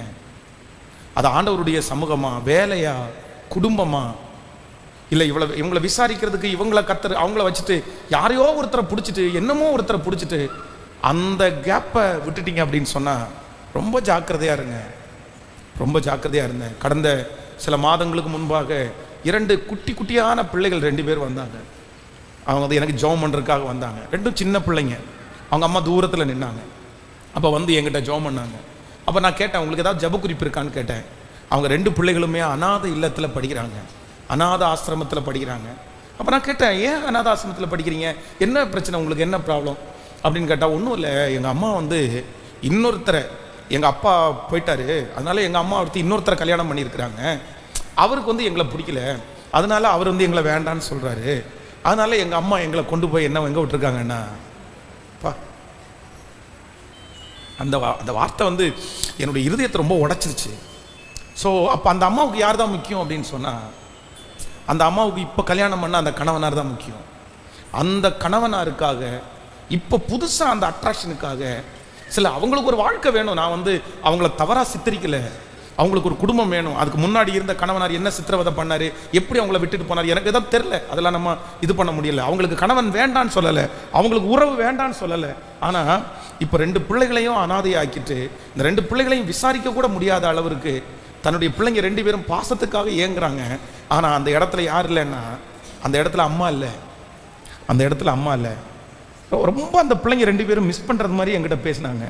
ஸோ அந்த பிள்ளைகளுக்காக அழுது ஜெபம் பண்ணி நான் சொன்னேன், இல்லை தாவீதுக்கும் இதே மாதிரி ஒரு சூழ்நிலை இருந்துச்சு, அதனால தான் தாவீது எழுதுகிறான், என் தகப்பனும் என் தாயும் கைவிட்டாலும் உங்க அம்மா உங்க கூட இருந்தும் இல்லாத மாதிரி இருக்காங்க. ஆனா தாவீதுக்கு அப்படிதான், தன்னுடைய தகப்பனாரும் தாயும் தன்னுடைய வீட்டில் தான் படுக்க வச்சாங்க, ஆனா தனக்கு ஒரு பிள்ளை இருக்கிறதே அவங்க மறந்துட்டாங்க. அப்படிப்பட்ட ஒரு குடும்பத்துல தான் தாவீது வாழ்ந்தான். ஆனா அவன் வந்து அப்பாவா ஏசப்பாவை ஏத்துக்கிட்டான். தன்னுடைய அம்மா இருக்கிற ஸ்தானத்துல அவனுக்கு ஏசப்பா இருந்துட்டாரு, அப்பா இருக்கிற ஸ்தானத்துல ஏசப்பா இருந்துட்டாரு. அதனால அவனுடைய வாழ்க்கையில பெரிய உயர்வு இருந்துச்சு. நீயும் ஒன்றும் பண்ணிக்கோ, உங்க அம்மா இருக்கிற இடத்துல ஏசப்பா வச்சுக்கோ, உங்க அப்பா இருக்கிற இடத்துல ஏசப்பா வச்சுக்கோ, அவங்க கண்ணுக்கு முன்னாடியே ஏசப்பா நான் ஆசீர்வதிப்பாருன்னு அந்த பிள்ளைகளுக்காக ஆலோசனை சொல்லி ஜெபம் பண்ணி அனுப்பினேன். அப்போது இந்த சத்தத்தை கேட்குற அன்பு ஆண்டவருடைய பிள்ளைகளே, இன்றைக்கு இந்த ஃபாஸ்டிங் ப்ரேயரில் யாராக இருந்தாலும் ஒருவேளை நீங்கள் பிள்ளைகளாக இருப்பீர்களே ஆனால் உங்கள் அம்மாவுக்கு 1000 ரூபாய் பணம் கொடுக்கறது அல்ல, லட்சக்கணக்காய் சம்பாதிக்கிறது அல்ல, என் பிள்ளை ரொம்ப பெரிய ஆளாக இருக்கிறான்றதுக்காக அல்ல. அந்த இடத்துல உங்கள் அம்மாவுக்கும் உங்களுக்கும் இருக்கிற இடைவெளி உங்கள் பணத்தில் வேலையில் வந்துடவே கூடாது. எங்கள் அம்மானா அம்மா தான், அப்பான்னா அப்பா தான். இன்றைக்கு இந்த ஃபாஸ்டிங் ப்ரேயரில் இடைவெளியை சரி செய்கிற ஒரு நாளாய் அமைவதாக. இந்த வருடம் ஆண்டவருடைய சமூகத்திலே கர்த்தாவே உங்களோடு நான் எடுத்த அந்த தீர்மானங்களை எல்லாம் நிறைவேற்றுவதற்கு எனக்கு பலன் கொடுக்கிற ஒரு நல்ல தகப்பனாய் அவர் இருக்கிறார், நல்ல தகப்பனாய் இருக்கிறார். கைகளை எல்லாரும் மேலே உயர்த்தி நன்றியப்பா. இந்த உலக வாழ்க்கையில் நம்முடைய வாழ்க்கையில் எல்லாருமே நமக்கு இருக்கிற கேப்பை என்ன பண்ண முடியாதுன்னா ஃபில் பண்ண சொல்லுங்களேன் சத்தமா. கடைசி வரைக்கும் யாராலையுமே முடியாது. எல்லாரும் என் கூட இருப்பாங்க, எல்லாரும் என்னை கவனிச்சுட்டே இருப்பாங்க, எல்லாரும் எனக்கு ஆறுதலாக இருப்பாங்க அப்படின்ற அந்த எக்ஸ்பெக்டேஷன், அந்த எதிர்பார்ப்பு உங்களுடைய யாருடைய வாழ்க்கையிலையும் வேண்டவே வேண்டாம், யாருமே வேண்டாம். கடைசி வரைக்கும் நம்ம கூட இருக்கிறது யார் அப்படின்னா, நான் சொல்ல, நான் உன்னை விட்டு விலகுவதும் இல்லை, உன்னை கைவிடுவதும் இல்லை. இந்த உலகத்தில் இருக்கிற எல்லா நபர்களும் ஒரு நாள் நம்ம கூட டிஸ்டன்ஸ் கீப் பண்ற ஒரு நாள், சொல்லுங்க, தூரத்தில் உறுதி நிற்கிற ஒரு நாள் கேட்கல, கண்டிப்பா வரும், கண்டிப்பா வரும், வராமல இருக்காது. பெத்த பிள்ளையா இருந்தா கூட அந்த பெத்த பிள்ளை நம்ம கூட இருக்கிறதுக்குன்னு ஒரு ஏஜ், அவன் நமக்கு சொந்தக்காரன் தான், நம்ம ரத்த சொந்தமான உறவு தான், நம்முடைய பிள்ளை தான், நம்ம தான் வளர்த்தணும். ஆனா ஒரு காலகட்டம் தாண்டினதுக்கு பிற்பாடு நம்முடைய பிள்ளை நமக்கு சொந்தம் இல்லை, இன்னொருத்தருக்கு தான் அவங்க என்ன பண்ணுறதுன்னா சொந்தம். பெத்த பிள்ளை நமக்கு சொந்தம் இல்லைம்மா, பெத்த பிள்ளை நமக்கு சொந்தம் இல்லை. அங்கே ஒரு நாள் எவ்வளவு பாசம் கொண்டு நீங்கள் வளர்த்தினாலும் இன்னொரு குடும்பத்துக்கு போகணும், இன்னொரு குடும்பத்தை நடத்தணும். அப்போது அந்த இடைவெளி என்கிற ஒன்று என் வாழ்க்கையில் வரும்போது அதை எனக்கு யார் ஃபில் பண்ணணும் அப்படின்னு சொன்னால், அதான் நிறைவானது வரும்போது குறைவானது. நீங்கள் திருப்தியாக கற்றுக்கொள்ளுங்க, நீங்கள் திருப்தி அடைய கற்றுக்கொள்ளுங்க. எதில் திருப்தி அடைய கற்றுக்கொள்ளுங்கன்னா, இந்த உங்களுடைய கேப்பை ஃபில் பண்ணுறதுக்கு மனுஷனா என்ன பண்ணாதீங்கன்னா ஓடாதீங்க. எப்பொழுதுமே மனிதர்கள் உங்களுடைய இடைவெளியை 100% சரி பண்ண, சத்தமா சொல்லுங்க, இன்னைக்கு தங்களுடைய இடைவெளியை சரி செய்து கொள்ள எங்க வரைக்கும் உலகம் வந்துச்சுன்னா ரோடு வரைக்கும் வந்துட்டாங்க. பாருங்க, நம்ம கோயம்புத்தூர்ல நம்ம கோயம்புத்தூரெல்லாம் ஓரளவு பார்த்தீங்க அப்படின்னு சொன்னா இருக்கிற ஜனங்கள் ரொம்ப ஒரு அநாகரிகமான காரியத்திற்கெல்லாம் அவ்வளவு சீக்கிரமா இடம் கொடுக்கவே மாட்டாங்க. அவங்களுடைய ட்ரெஸ் கோடு முதற்கொண்டு ஒரு 10 இயர்ஸ்க்கு முன்னாடி பார்த்தீங்கன்னா கோயம்புத்தூர் ரொம்ப நல்லா இருக்கும். கலாச்சார மாற்றங்கள் கோயம்புத்தூர் பட்டணத்துக்கு அவ்வளோ சீக்கிரமாக வராது. எல்லா ஊருக்கும் வந்தாலும் சிட்டிகளுக்கு வந்தாலும் கோயம்புத்தூரில் ரொம்ப லேட்டாக தான் வரும். ஆனால் இன்னைக்கு பாருங்க, கோயம்புத்தூரில் இந்த பிள்ளைகளெல்லாம் இடைவெளியை சரி செய்வதற்கு, எனக்கு ஃப்ரெண்ட்ஷிப் வேணுன்றதுக்கு எங்கே வரைக்கும் வந்துட்டாங்கன்னா ரோடு வரைக்கும் வந்துட்டாங்க. ரோட்டில் அதான் ஸ்ட்ரீட்டுக்குள்ளே இறங்கி அதில் ஃப்ரெண்ட்ஷிப்பை தேடுற அளவுக்கு உலகம் மாறிடுச்சு. அதனால் இந்த சத்தத்தை நிறைய வாலிப தம்பிங்க தங்கச்சிங்க கேட்குறாங்க. நண்பனே, ஒன்று நினச்சிக்கோ, உன்னுடைய வாழ்க்கையில் இருக்கிற வெறுமைன்ற ஒன்று உன் வாழ்க்கையில் கண்டிப்பாக வரும்பா. இதுக்கு மாற்று கருத்தே இல்லை. எல்லாருடைய வாழ்க்கையிலையும் ஒரு வெறுமை வரும், எல்லாருடைய வாழ்க்கையிலும் யாரும் இல்லைன்ற ஒரு சூழ்நிலை வரும், எல்லாருடைய வாழ்க்கையிலையும் யாருமே நம்ம ஒரு அனாதை போல இருக்கிறோமோ, தனிமையாக இருக்கிறோன்ற ஒரு சூழ்நிலை வரும். ஆனால் இந்த சூழ்நிலை வரும்போது நீங்கள் உடனே என்ன பண்ணிருக்க கூடாதுன்னா, நமக்கும் ஒரு ஃப்ரெண்டு வேணுமோ, நமக்கும் ஒரு ஐக்கியம் வேணுமோ, ஐக்கியம் இருக்கிறது தவறாக சொல்லலை, இல்லை நம்மளும் ஒரு நபரை பிடிச்சிக்கணுமோன்னு நினச்சிட்டு நீங்கள் யாராவது ஒருத்தரிடத்தில் போய் அந்த இடைவெளியை சரி செய்வதற்காக விழுந்துடாதீங்க. ஏன்னா அதுக்கு பிறகு அவங்க போனதுக்கு பிற்பாடு பார்த்தீங்கன்னா அந்த இடைவெளி சின்னதாக இருக்காது, என்ன பண்ணுன்னா ரொம்ப பெருசாயிரும். இப்படியே ஒவ்வொரு மனிதர்களும் நம்மளை விட்டு போக போக போக நம்ம அந்த இடைவெளியை சரி செய்யறதுக்கு ஆளாளா மாத்திட்டு இருக்க முடியாது, ஆளாளா பிடிச்சிட்டு இருக்க முடியாது. ஆனா இதற்கு மாறாக நான் என்ன நம்புறேன் அப்படின்னா, என்னை கர்த்தர் யாருமே இல்லாத ஒரு அனாதையை போல எனக்கு உட்கார வைக்கும்போது நான் யாரில் திருப்தி ஆகணும்னா உமது சாயலினாலே நான். கேட்கல சத்தமா? காலேஜ் படிக்கிற பிள்ளைகளுக்கு ஃப்ரெண்ட்ஸ் இல்லையா? சந்தோஷப்படும் மகளே, சந்தோஷப்படும் மகனே. ஸ்கூல் படிக்கிற தம்பிகளுக்கு தங்கச்சிகளுக்கு உங்களுக்கு ஃப்ரெண்ட்ஸ் யாருமே உங்களோட இல்லையா? சந்தோஷப்படுப்பா, சந்தோஷப்படுமா. ஏன் நான் சொல்றேன் அப்படின்னா, உனக்கு எந்த கமிட்மெண்ட்டுமே இல்லை. உனக்கு அந்த வருகிற ஃப்ரெண்ட்ஸ் இல்லை அப்படின்ற அந்த இடைவெளி இருக்குதா, அந்த இடைவெளியில் ஆண்டவரை மட்டும் நீ வச்சுக்கோ. உனக்கு எந்த எதிர்பார்ப்பும் இல்லை, உனக்கு எந்த நஷ்டமும் இல்லை. அவர் உன்னுடைய இருதயத்தை நிரப்பினாரே ஆனால், சந்தோஷப்படுத்த ஆரம்பித்தால், அவருக்குள்ளே நீங்கள் சந்தோஷம் அடைய ஆரம்பித்தால், அந்த சந்தோஷம் எல்லை இல்லாத சந்தோஷம், அளவில்லாத சந்தோஷம், அந்த சந்தோஷம் பெரிய வெற்றியை கொண்டு வரும். அந்த மகிழ்ச்சி போதும், அதுல அனுபவிங்க, அந்த சந்தோஷத்துல மிதைங்க, அந்த சந்தோஷத்தை வாஞ்சிங்க. ஏன்னா அதுதான் என்னதுன்னா நிறைவானது, அதுதான் நிறைவானது. எனக்கு யாரும் இல்லைனாலும் பரவாயில்ல ஆண்டவரே, எனக்கு யாருமே என் கூட ஃப்ரெண்ட்ஷிப்பா இல்லைனாலும் பரவாயில்ல ஆண்டவரே, நான் எங்க திருப்தி ஆகிறேன் அப்படின்னு சொன்னா, உமக்குள்ளே நீர் என்ன ஆற்றணும், நீர் என்ன தேற்றணும், நீர் என் காயம் கட்டணும், நான் உமக்காக வாழணும். ஹல்லேலூயா. எத்தனை பேர் ஆமோதிக்கிறீர்கள்? கைகளை மேல உயர்த்தி சத்தமாய் சொல்லுவோம், ஆண்டவரே என்னுடைய வாழ்க்கையில இருக்கிற இடைவெளியை சரி செய்வது நீங்க தான்ப்பா. சத்தமா நீங்க எனக்குள்ள வாங்க ஆண்டவரே, நீர் எனக்கு நண்பரா இருங்க ஆண்டவரே. சொல்லுங்க, ஆண்டவரை பார்த்து சொல்லுங்க, நன்றியப்பா, நான் உங்க பிள்ளை, நான் உங்க பிள்ளை. ஸோ 2 காரியத்தை நம்ம இன்னைக்கு கற்றுக்கொண்டிருக்கிறோம். ஒன்று, நான் சில இடத்துல நிற்கணும், அந்த இடத்துல நான் மட்டும்தான் நிற்க முடியும், அந்த இடம் எனக்குரிய இடம், அந்த ஸ்தானம் எனக்குரிய ஸ்தானம். அந்த இடத்துல இடைவெளி வருவதற்கு நான் என்ன பண்ண மாட்டேன்னா, சொல்லுங்களேன், நான் விட மாட்டேன், நான் விட மாட்டேன். இந்த ஒரு தீர்மானத்தை நீங்க கண்டிப்பா எடுங்க. நம்பர் 2, இரண்டாவது, என்னுடைய வாழ்க்கையினுடைய சிலர் என்னை விட்டு எடுத்து போட்ட அந்த கேப் இருக்கு பாருங்க. சிலர் என்னை விட்டு போகும்போது ஒரு பெரிய கேப் இருக்கும், அதை ஃபில் பண்றதுக்கு நான் வேற எதையுமே கொண்டு வந்து அதை ஃபில் பண்ண மாட்டேன். அந்த இடத்துல யார் தான் என்னை திருப்திப்படுத்துவானா? இயேசு அந்த இடத்துல கொண்டு வந்து நான் என்ன பண்ணுவேன்னா, நான் திருப்தி ஆவேன். யாரோ ஒரு தடத்துல ஆண்டவர் பேசிட்டே இருக்காரு, மகளே மகனே, உன்னுடைய வாழ்க்கையில் ஒருவேளை சிலர் உன்னை விட்டு போன அந்த இடத்த ஃபில் பண்ணவே முடியாம நீ துடிச்சிட்டு இருக்கலாம். அது ஒரு பெரிய இடைவெளியா இருக்கலாம், அது ஒரு பெரிய ஏமாற்றமா இருக்கலாம், அது ஒரு பெரிய கேப்பா இருக்கலாம்.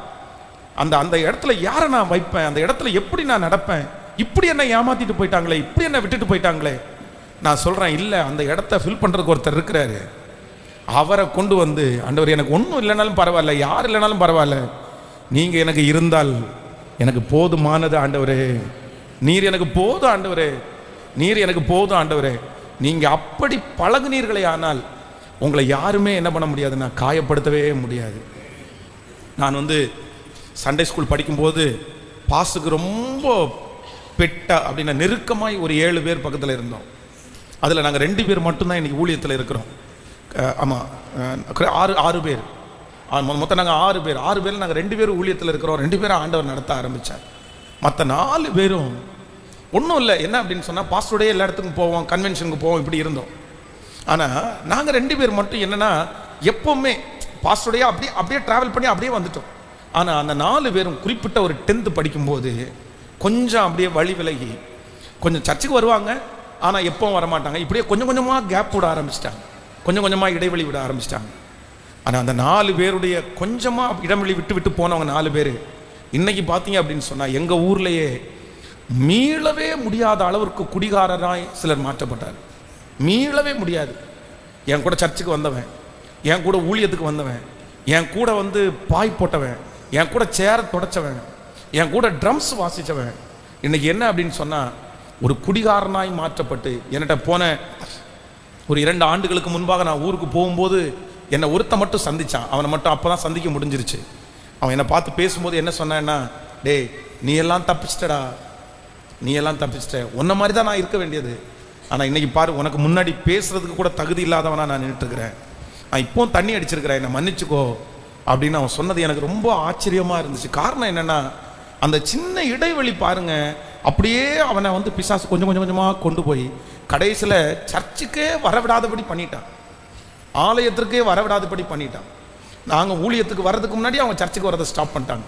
ஆனால் நானும் அவனும் ஊழியத்துக்கு வர்ற அன்னைக்கு வரைக்கும் எங்கே தான் இருந்தோம்னா சர்ச்சில் தான் இருந்தோம். அது கேப்பே விடலை, என்ன அந்த இடைவெளியை விடலை. கர்த்தர் அப்படியே கிருபையாய் காப்பாற்றினார்.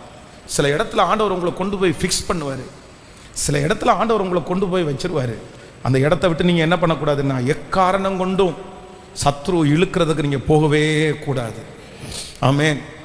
தூரத்தில் நிற்பீர்களே ஆனால், அப்படிப்பட்ட ஒரு இடைவெளியில் இருப்பீர்களே ஆனால், ஒருவேளை ஊழியம் செய்து கொண்டிருந்தவர்கள் ஏதோ ஒரு மனக்கசப்பு நிமித்தம், யாரோ ஒருத்தர் படுத்தின காயத்தின் நிமித்தம் அந்த ஊழியத்தையே விட்டுட்டு இனி நான் அந்த ஊழியத்தை செய்ய மாட்டேன்னு சொல்லி ஒதுங்கி இருப்பீர்களே ஆனால், இன்னைக்கு உங்களுக்கு தான் ஒரு அழைப்பு வருது. நீங்கள் மறுபடியும் அந்த ஊழியத்தை துவங்காத பட்சத்தில் கண்டிப்பாக உங்கள் யுத்தம் ஓயவே ஓயாது. நீங்க ஆண்டவருக்காக பிரகாசிக்கிற நீங்க எந்த மனுஷனுக்காகவும் உங்களுடைய ஓட்டத்தை நிறுத்தக்கூடாது, எந்த காரணத்தை கொண்டு உங்களுடைய ஊழியத்தை நிறுத்தக்கூடாது. ஒரு ஆண்டவருடைய பிள்ளை கலப்பையின் மேல் கையை வைத்து விட்டு என்ன பண்ணக்கூடாதுன்னா பின்னிட்டு பார்க்கக்கூடாது. நோய் வந்தா கூட அந்த காரியத்தை செய்யுங்க. அந்த நோயை மாற்றுவதற்கு கர்த்தர் வல்லவராக இருக்கிறார். எந்த சூழ்நிலை வந்தாலும் நான் செஞ்சிட்டு இருந்த மினிஸ்ட்ரியை நான் செய்யாம தடுக்க மாட்டேன்னு முடிவு எடுங்க. சூழ்நிலை உங்களுக்கு சாதகமாய் மாற்றி தருகிற கர்த்தர் உங்களோடு இருக்கிறார். அது ஆட்டோமேட்டிக்கலா சரியாகும், அது உடனே அது சரியாகும். நீங்க சிலர் அப்படிதான் தப்பா நினைச்சிடறாங்க. என்னன்னா அவ்வளவு வல்லமையாய் அவ்வளவு வேகமா ஊழியம் செஞ்சுட்டு இருப்பாங்க. ஆனா திடீர்னு யாரோ ஒருத்தர் சொல்லிட்டாங்க, இல்ல சூழ்நிலை வருதுன்னு உடனே ஊழியத்தை அப்படியே விட்டுருவாங்க, அந்த ஜெபத்தை அப்படியே விட்டுருவாங்க. அது ஒரு பெரிய பின்னடைவு. பின்மாற்றக்காரனுக்கு சமாதானம் இல்லைன்னு பைபிள் சொல்லுது. எது நடந்தாலும் சில இடத்தை விட்டு மட்டும் நம்ம என்ன பண்ணக்கூடாதுன்னா நகரவே கூடாது.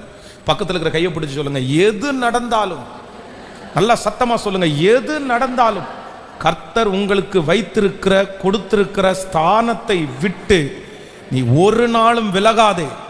சொல்லுங்க, ஒரு நாளும் விலகாதே. அந்த ஸ்தானத்தை கண்மணி போல பார்த்துக்கோ, அந்த ஸ்தானத்தை பெரிய ஆசீர்வாதமா பார்த்துக்கோ. அந்த ஸ்தானம் எது வேணாலும் உனக்கு திரும்ப கிடைச்சிரும். அந்த ஸ்தானத்தை நீ இழந்துட்டேன்னா திரும்பி அந்த ஸ்தானம் கிடைக்கிறதுக்கு ரொம்ப கஷ்டம். இழந்துடாதீங்க. அவ்வளவு போராடுவான் பிசாசு அந்த இடத்துல இருந்து உங்களை பிடுங்கிறதற்கு, அழிப்பதற்கு, எடுப்பதற்கு அவ்வளவு போராடுவான். நீங்க எக்காரணம் கொண்டும் விடக்கூடாது. கொடுத்தது கொடுத்ததே. அது மனுஷன் கொடுக்கல, அது கர்த்தர் கொடுத்தார். அது பாஸ்டர் கொடுக்கல, கர்த்தர் கொடுத்தார். அது சபையினுடைய விசுவாசிகள் கொடுக்கல, கர்த்தர் கொடுத்தது. கர்த்தர் கொடுத்ததை விட்டு எடுக்கணும்னா அவர் தான் உங்களை எடுக்கணும், அவர் தான் உங்களை எடுக்கணும். ஆனா நீங்களா எடுத்துறாதீங்க. நீங்களா எனக்கு அப்படி இல்லை இப்படி இல்லை, எனக்கு சூழ்நிலை இல்லை, சகிக்கணும், தாங்கணும், ஒப்பு கொடுக்கணும், விட்டு கொடுக்கணும். அப்பதான் கர்த்தர் அடுத்த படிக்க உங்களை கொண்டு போவார். அப்பதான் ஆண்டவர் உங்களை உருவாக்குவார். உருவாக்குறதற்கு இஷ்டம் இல்லாதவங்க, சரியாவதற்கு இஷ்டம் இல்லாதவங்க, உயர்வதற்கு இஷ்டம் இல்லாதவங்க தான் விட்டுட்டு போவாங்க. அவங்க தான் உதாசீனப்படுத்துவாங்க. பொறுப்புகள் ரொம்ப கவனம், ரொம்ப கவனம். நல்ல ஆண்டவர் உங்க மேல கிருபையாக இருப்பாராக. இன்னைக்கு ஃபாஸ்டிங் ப்ரேயர்ல ஆண்டவருடைய பெரிய மகிமை உலாவுகிறத பார்க்குறேன், ஒரு பெரிய பிரசன்ன உலாவுகிறத பார்க்குறேன். இந்த வருடம் ஆண்டவர் அந்த கேப் எல்லாத்தையும் கர்த்தர் ஃபில் பண்ண போறாரு. நெடு நாட்களாய் நீங்கள் தூரத்தில் நின்ற நீங்கள் இந்த வருடம் சமீபமாக போகிறீர்கள். கர்த்தர் உங்களை பக்கத்தில் கொண்டு வர போறாரு. அவருக்கும் உங்களுக்கும் இருக்கிற அந்த நெருக்கம் இந்த ஆண்டு அதிகமாக போகிறது. கர்த்தர் உங்களை உறவாட பண்ண போகிறார். அதற்கு விரோதமாக இருந்த தடை கற்களை கர்த்தர் உடைப்பாராக, உடைப்பாராக. இயேசுவே, ஹல்லேலூயா, ஹல்லேலூயா. அதனால சத்ரு எவனை விழுங்கலாமோ என்று வஞ்சித்து அவன் சுற்றி திரிகிறான். நான் உங்களுக்கு சொல்லி இருக்கிறேன், திருச்சியில் ஒரு வாலிப தம்பி, அது உங்களுக்கு தெரியும்னு நினைக்கிறேன். பாருங்க எப்படி பிசாசு செயல்படுறான் பாருங்க. பாஸ்டரோடைய அவ்வளவு நெருக்கமாக இருக்கிற பிள்ளைங்க, 2 பிள்ளைங்க நல்ல நெருக்கமாக இருப்பாங்க, நல்ல ஊழியத்துக்கு போவாங்க. அப்போ பாஸ்டர் எங்கே ஊழியத்துக்கு போனாலும் அவங்கள கூட்டிகிட்டு போவாங்க. பாஸ்டர் வெளியில் ஒரு இடத்துல பிரசங்கம் பண்ண போகிறார், ஒரு யூத் மீட்டிங்க்கு போகும்போது பார்த்தீங்கன்னா இந்த பாஸ்டர் சொல்கிறார், நான் உங்களையும் கூட்டிகிட்டு போகிறேன், நீங்கள் ரெடி ஆகுங்கன்னு சொன்ன உடனே இவங்க எல்லாம் பேக் பண்ணிட்டாங்க, சட்டை எல்லாம் அயன் பண்ணி பக்காவாக பேக் பண்ணிட்டாங்க. அந்த பாஸ்டருக்கு ஃபோன் பண்ணி, பாஸ்டர் நானும் என் கூட 2 தம்பிங்களும் வராங்கன்னு சொன்னோன்னே அந்த பாஸ்டர் என்ன ஃபோன் பண்ணாருன்னா, இல்லை பாஸ்டர் நீங்கள் மட்டும் வாங்க, பசங்களை கூட்டிகிட்டு வர வேண்டாம், எங்கள் சர்ச்சிலேருந்து நிறைய பிள்ளைகளை நாங்கள் கூட்டிகிட்டு வர்றோம் அப்படின்னு சொன்ன உடனே இவங்க 2 பாஸ்டர் அப்படியே அந்த பிள்ளைகளுக்கு சொல்லிட்டாரு, எப்பா இந்த டைம் உங்களை நான் கூட்டிகிட்டு போகல, அந்த பாஸ்டர் அவங்க சர்ச்சிலேருந்து பிள்ளைங்க எல்லாம் வர்றாங்க, அதனால பசங்களை கூட்டிகிட்டு வர வேணான்னு சொல்கிறாங்கன்னு சொன்ன உடனே இவங்களுக்கு பயங்கரமான கோவம் வந்துச்சு. என்ன பாஸ்டர், அப்போ நாங்கள் என்ன பொம்பளை பொறுக்கின்னு நினைக்கிறீங்களா, நாங்கள் என்ன பொம்பளை பிள்ளைங்களோட பேசுறதுக்கு வரோம்னு நினைக்கிறீங்களா? நாங்கள் என்னைக்காவது வந்து நான் அப்படி பண்ணியிருக்கிறத இங்கே பார்த்துருக்கிறீங்களா? அவர் அப்படி சொன்னார்னா நீங்கள் எதுக்கு வாய மூடிட்டு இருந்தீங்க? எங்கள் பிள்ளைங்க எல்லாம் அப்படி இல்லை, நீ ஒரு வார்த்தை சொல்லியிருக்கலாம்னு சொல்லி பாஸ்டர் மேலே கோவிச்சுட்டு அன்னைக்கு சர்ச்சை விட்டு நின்ட்டாங்க. ஒரு சின்ன விஷயம், இது நடந்த சம்பவம், அவ்வளோதான், ஒன்றும் இல்லை. சரி பாஸ்டர் நீங்கள் போயிட்டு வாங்க, அடுத்த நாங்கள் வரோன்னா வேலை முடிஞ்சு போயிடுச்சு. பிசாசு எப்படி கேப் கொண்டு பண்ணுறான் பாருங்க, எப்படி பிரிக்கிறான் பாருங்க. ஐயோ, சில நேரத்தில் ஊழியக்காரங்க மேலே கசப்பு கொடுத்து, லீடர்ஸ் மேலே கசப்பு கொடுத்து, சர்ச்சு மேலே கசப்பு கொடுத்து அழகா பிரிச்சிருவான். ஏதோ ஒன்று டக்குன்னு சொல்லி பிரிச்சிருவான். ரொம்ப ஜாக்கிரதையா இருங்க. இப்போ இந்த பிள்ளை என்ன பண்ணிட்டாங்க அப்படின்னு சொன்னா, வரல, அவ்வளோதான். பாஸ்டர் எவ்வளோ கூப்பிட்டும் அப்போ எங்களை வந்து நீங்கள் தப்பாகவே நினச்சிங்கல்ல, நாங்கள் வர முடியாதுன்னு சொல்லி, அதற்கு பிறகு அன்னைக்கு போன அந்த 2 பசங்களும் கிட்டத்தட்ட ஒரு 12 வருஷம் இருக்கும்னு நினைக்கிறேன். 12 வருஷத்துக்கு பக்கத்தில் எங்கே வரல அப்படின்னா, சர்ச்சுக்குள்ளேயே அவனால் வர முடியல. 1 வாரம் விட்டு, 2 வாரம் விட்டு, 3 வாரம் விட்டு வேற எந்த சர்ச்சுக்கும் போக முடியாமல் அத்தனை வருஷத்தை வீண் பண்ணி அவனுடைய கல்யாணத்திற்கு அவன் வந்து நின்னான் அந்த சர்ச்சில். இப்போ கல்யாணம் பண்ணணும், கிறிஸ்டின் பண்ண தான் கல்யாணம் பண்ணணும். அந்த கல்யாணத்துக்கு வந்து நிற்கும் போது அந்த பையன் எப்படி நின்னான் அப்படின்னு சொன்னால், என்னென்னமோ பண்ண வேண்டியவன், எவ்வளோ ஊழியம் செய்ய வேண்டியவன், வெறுமையாய் ஒன்றுமில்லாமல் ஒரு சாதாரணமான மனுஷனை போல வந்து நின்னான். அவன் சொன்னான், தன்னுடைய வாழ்க்கையிலே இந்த ஒரு சின்ன விஷயத்திற்காக நான் கோவிச்சுட்டு போய் இத்தனை வருஷத்தை நான் இழந்துட்டேனே, இவ்வளவு கிருபைகளை நான் போக்கடிச்சிட்டேனே, இவ்வளவு அபிஷேகம் என்னை விட்டு போயிருச்சு, இனி நான் என்ன பண்ண முடியும்? இதுவரைக்கும் எவ்வளவோ பண்ணியிருப்பேனே.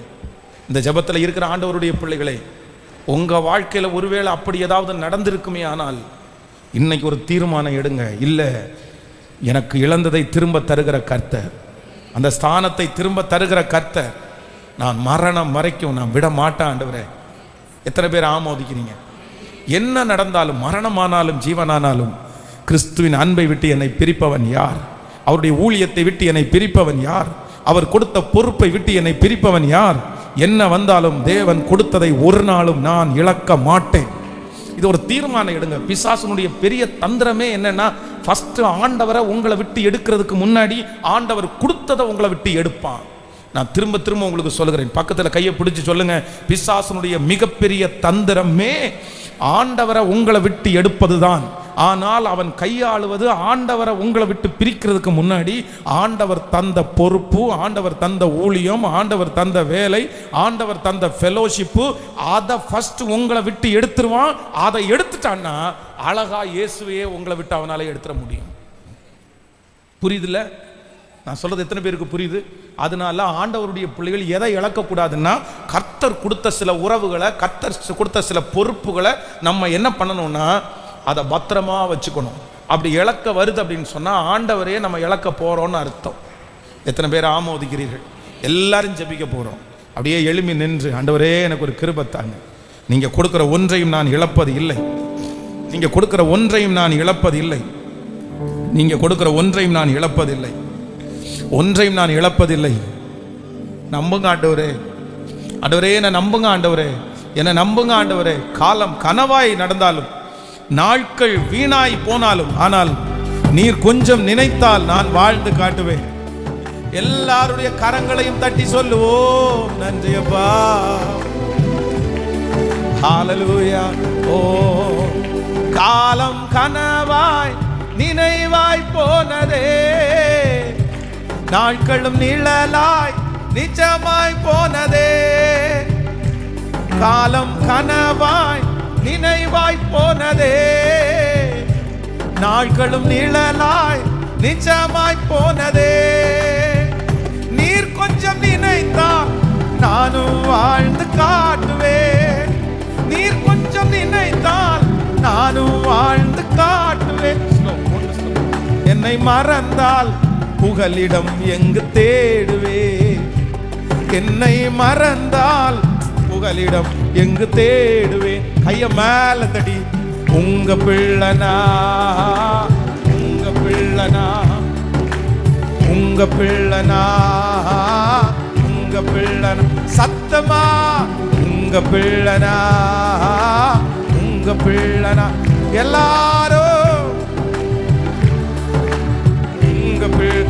நானும் பார்க்கணும், நானும் பார்க்கணும், உன் சத்தம் கேட்கணும், நீங்க ஆற்றணும், ஏற்றணும், காயம் கட்டணும். பெரும் சேனை கூட்டம் ஒன்றை உம்முள் நிறுத்தணும். பெரும் சேனை கூட்டம் ஒன்றை உம்முள் நிறுத்தணும். நம்புங்கப்பா என்ன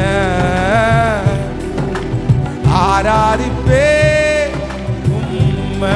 நம்புங்கப்பா நம்புங்கப்பா என்ன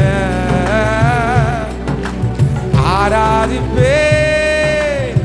கைகளை மேல தட்டி நம்புங்கப்பா. பாடுறவங்க பாடு, ஜோமன்றவங்க ஜோமன். இயேசுவே இயேசுவே நம்புங்கப்பா. ஆண்டவரே இந்த வார்த்தையை உச்சரிக்க உச்சரிக்க இப்போ நீ கொடுத்த எந்த ஸ்தானத்தையும் நாங்கள் இழந்து விடாதபடி எங்கள் மேல் கிருபையா இருக்கிற கர்த்தர் இன்னைக்கு சொன்ன ஒவ்வொரு நல்வார்த்தைகளும், நீர் பேசின ஒவ்வொரு வார்த்தையின்படி நடப்பதற்கு இப்பொழுது உடைய பிள்ளைகளுக்கு அனுக்கிரகம் பண்ணுங்கப்பா. எந்தெந்த இடத்திலெல்லாம் யாருமே இல்லாத அனாதையை போல இருக்கிறார்களோ அந்த இடத்துல நீர் வாரும் ஆண்டவர். அந்த இடத்துல நீர் ஆறுதல் படுத்தும் ஆண்டவரே. அந்த இடத்துல நீர் பேசும் ஆண்டவரே. அந்த கேப் இப்ப ஃபில் ஆகட்டும் ஆண்டவரே. எங்க வாழ்க்கையில் இருக்கிற இடைவெளிகளை எல்லாம் சரி செய்வதற்கு நீர் வல்லவர். குறைவுகளை நிறைவாக்குகிற கர்த்தர். நான் உம்மை பார்க்கணும், உம் சத்தம் கேட்கணும். நீங்க ஆற்றணும், தேற்றணும், காயம் கட்டணும். நான் உம்மை பார்க்கணும், உம் சத்தம் கேட்கணும். நீங்க ஆற்றணும், தேற்றணும், காயம் கட்டணும். பெரும் சேனை கூட்டம் ஒன்றை உம்முள் நிறுத்தணும். பெரும் சேனை கூட்டம் ஒன்றை உம்முன் நிறுத்தணும். நம்புங்கப்பா என்ன ஆராதிப்பே.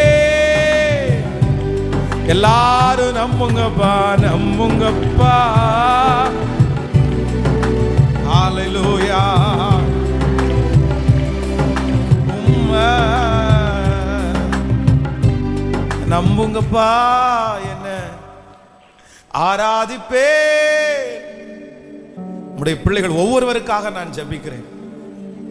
ஜெபத்தை கேட்கிறவரே, மாம்சமான யாவரும் உம்மை தேடி வருவார்கள்.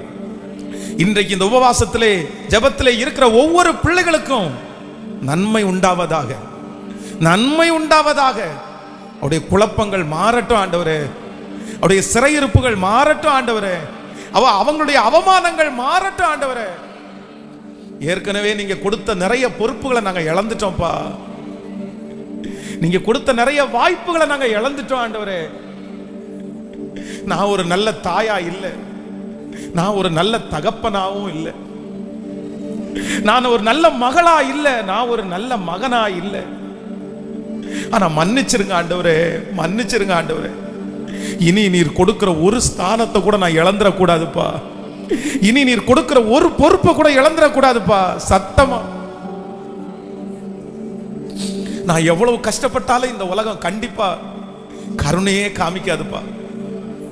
மோசமான ஒரு உலகத்துல வாழ்றேன், என்னை உதறி தள்ளுற ஒரு உலகத்துல வாழ்றேன் ஆண்டவரே.